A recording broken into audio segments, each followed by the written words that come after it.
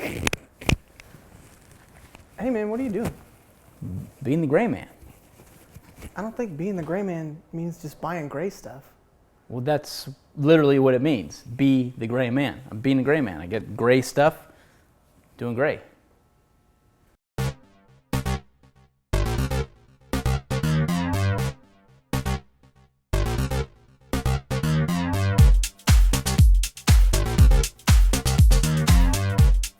Hey guys, welcome to Gear Tasting. I wanted to start out today by talking about some new stuff we got in from Bravo Concealment.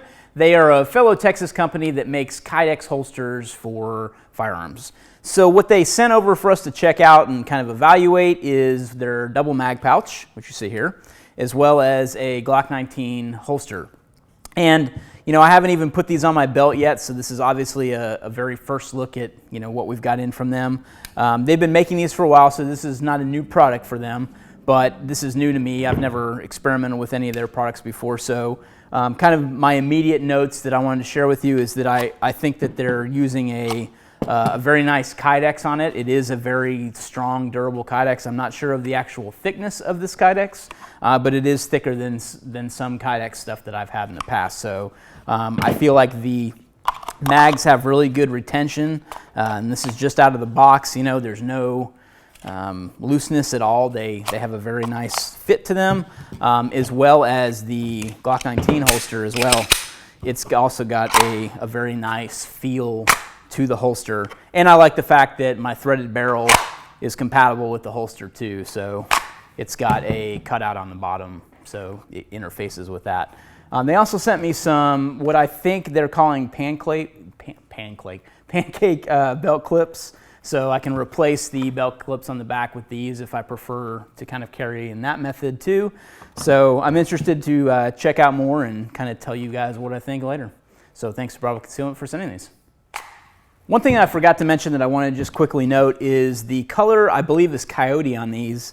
And I wanted to mention it's a pretty close match to Magpul's Flat Dark Earth, so just in case you're curious. All right, guys, the next thing I wanted to talk about is a couple of kit bags that I just purchased from GORUCK. I've really always been a fan of small kit bags just because of their versatility. I like throwing small stuff in them when I go to the range or I'm traveling or something like that. So when I saw that they had this size available, I kind of geeked out a little bit, especially because they had gray. I've been a fan of this kit bag that I've had for a long time. It's relatively the same size. I don't know if it's exactly the same. This is 32 liters for GORUCK small kit bag. They actually call it, I think, the 32-liter kit bag. But this is an old US Palm one I've had for a few years, and I've always really enjoyed this size, so I was kind of excited to see that someone else is doing a small kit bag. And GORUCK has added some special features to kit bags that aren't really on some kit bags. So I wanted to just kind of open one of these up and show you kind of what is inside. I've got a sleeping bag stuffed in here to give it some shape right now. So inside of their kit bags, I'm actually just going to turn this inside out. It'll make it a little easier to show you guys.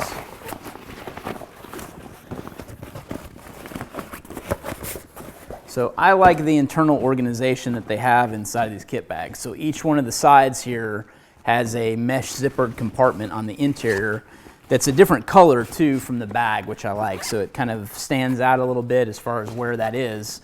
And then in the top flap here, it's also got a small pocket up top too for storing things, which I think is a cool idea.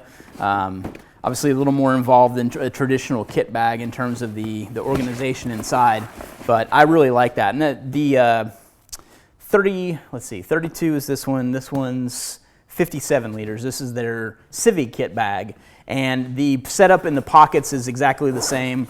It's just got a little more space in some areas, like the interior pocket in here is obviously a little bit bigger than this is for the kit bag. But it's got their label on the inside of the kit bag. But what I like on the Civi in the mill is that they've extended the straps, because one thing that I've always hated is trying to carry a kit bag over your shoulder, which I do. I keep a lot of climbing stuff like ropes inside of a kit bag, and I'm always hauling it up and down stairs, top roping and things like that. So I like that they extended the straps so it's a little bit more comfortable to carry over your shoulder.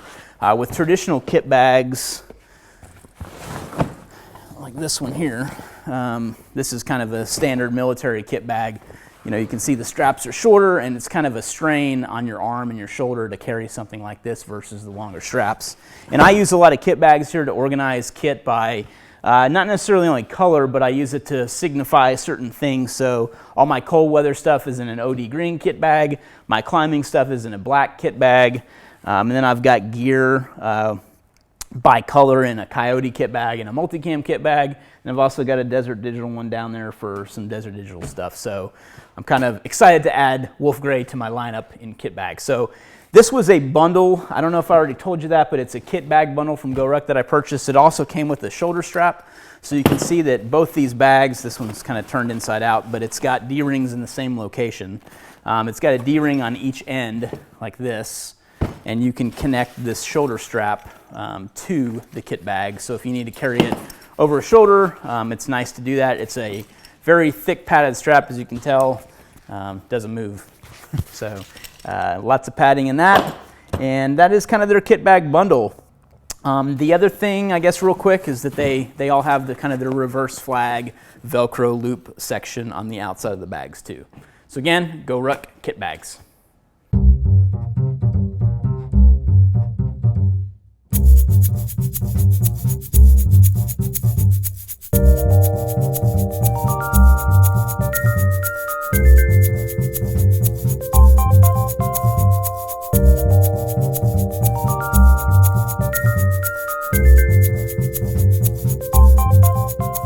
Hey guys, welcome to Questions Over Coffee.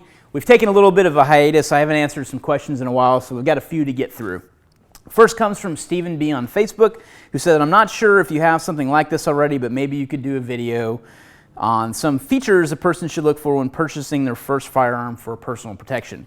So the first thing that I would recommend when you're talking about purchasing a firearm for personal protection, especially if it's your first gun, I would highly encourage you to first go to a range. Lots of ranges rent a wide variety of handguns. You can go in there, I'm not sure, some places have a pay per firearm. You can try out a bunch, you can see what works for you, and then come to some kind of conclusion on what you like based on that. That's their first step. The second step, I would say, is that you need to think of it on a daily carry basis too. So you're not going to want to carry a dirty, hairy gun around on a daily basis. So you want something that's going to work with whatever you wear on a daily basis. And that's kind of my second point that I want to make.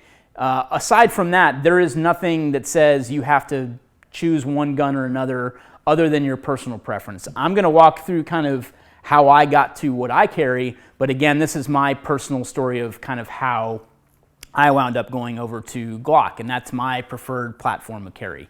So I started out back, when I was, I think, 18 or 19. No, I would have had to be 21 to buy a pistol. So when I first could buy a pistol, I bought a SIG 226 because I knew that I was going in the Navy and that I would eventually be shooting the 226 in the Navy and what I had hoped would be a long career there. So that's what eventually led me to purchasing one of those. So I didn't go to the range. I didn't base that on carry considerations or anything like that. I based it purely on the fact that in my professional career, I'm going to have to use this gun, so therefore I better learn how to use it. So that's what led me to purchase a 226 in the beginning. The 226 as a gun is pretty bulky. It's actually bigger than the Glock 19 that is shown here. And I started using that. I did not carry that on a daily basis because that was before I had my CHL. I don't think I got that until later on. But when I first carried that, that's what I took to my range trips and things like that. So I learned on it. But the SIG in itself is what's called a single action double action, which means that the first trigger pull on a decocked gun is a 10-pound trigger pull. So that's pretty big in terms of weight resistance on the trigger. 10-pound trigger pull is a lot. And then once you make that first trigger pull, the second consecutive trigger pull, and therefore every other trigger pull through that magazine, is a single action, and it's 4.5 pounds. So as you can see, it gets lighter. And that is inconsistent to me. I never really liked that, but I never knew that was a big problem until later on. So I was okay with the 226. I wasn't the best with it. I learned on it. It's the platform I liked for a long time. And I kind of went kicking and screaming into the Glock world. I didn't really understand the merits of that. I even fired a friend of mine's Glock, and I was like, it's not really that big of a deal. And I didn't really see it for a long time. Then I finally convinced myself that I needed to give it a shot because people ranted and raved about how great Glocks were. So I really kind of did that almost as a, let's find out how good it is compared to the SIG. So I kind of did my own trial there. And I did wind up going with Glock because of the consistency in the trigger pull. And that's finally what led me into the Glock world, is that the Glock has a consistent 5.5 pound trigger pull every time. So it kind of hugs the border between a single action and double action. It's like a 1.5, if you will. So it, like I said, it's a 5.5 pound consistent trigger pull every time. I felt like it was easier to make follow-up shots with the Glock. I didn't have to have a long trigger pull because a SIG 226 has a very long trigger pull versus a Glock. So that was one of the big things that I saw immediately as a benefit to the Glock platform too.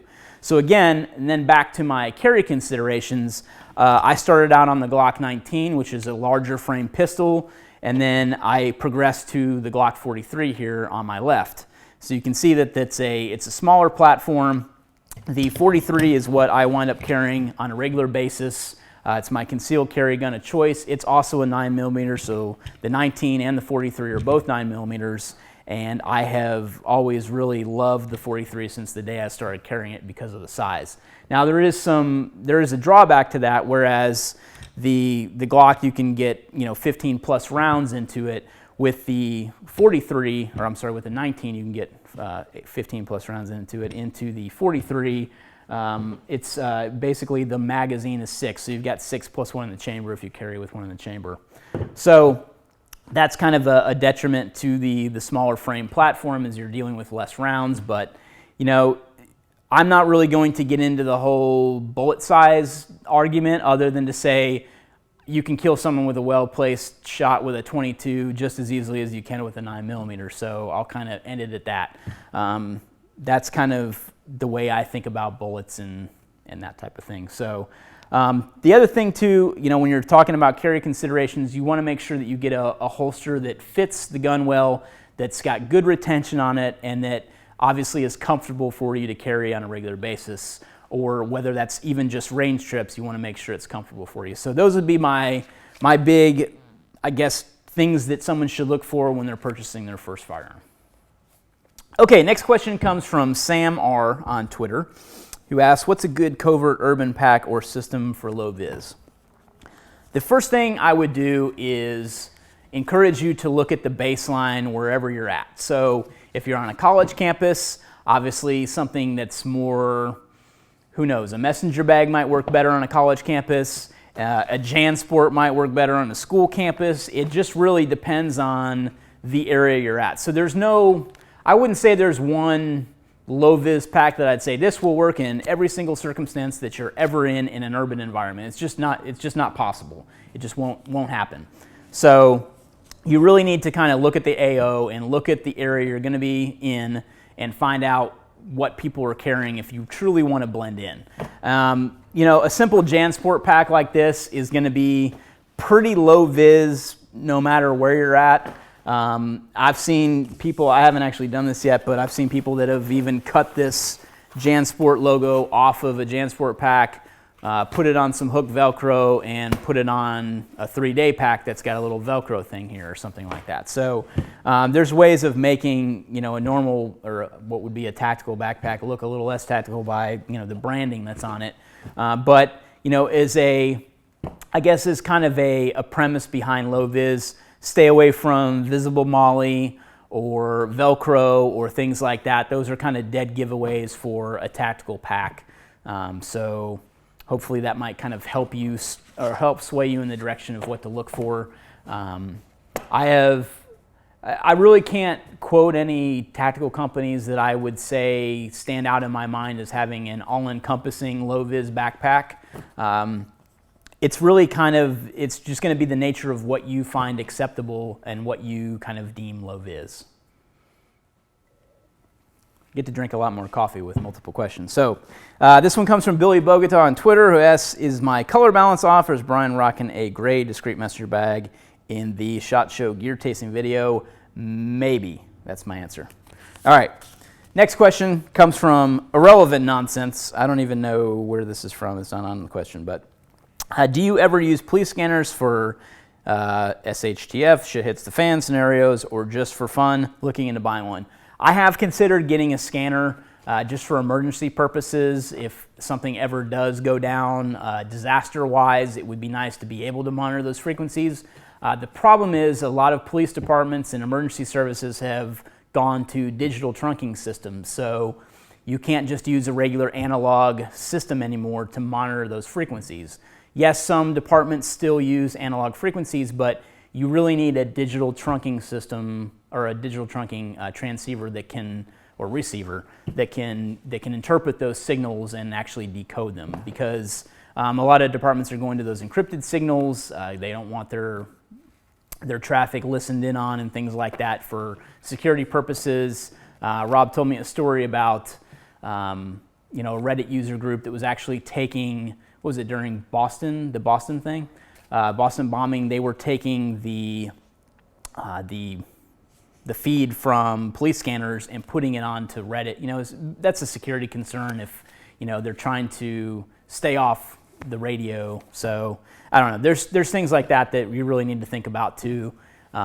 So I think for emergency purposes, yes, they have their time and place, but just kind of for everyday use, police are trying to restrict those frequencies, and technology keeps catching up to it. So again, there used to be non-trunking analog frequencies, then it went to trunking analog frequencies, and now it's at digital trunking frequencies. And really, trunking just means that you have a host of different channels or frequencies, and they're kind of grouped together. That's kind of what the trunking means to me, if I have it right. So anyway, look at that. If you really, you can get on, there's a website, I think it's radio something. I'll put a link into the description, but there's a website where you can look up your local frequencies and what they're using. So it might help you out too. All right, guys, thanks for watching Gear Tasting. Remember, if you have any questions, use the pound tag Gear Tasting on any social media network. We will get them answered right here on the show. And if you like what we're doing here on Gear Tasting, please consider joining our crew leader membership and allow us to give you back something in return. We have a link below with all the meat on the crew leader membership. Thanks for watching.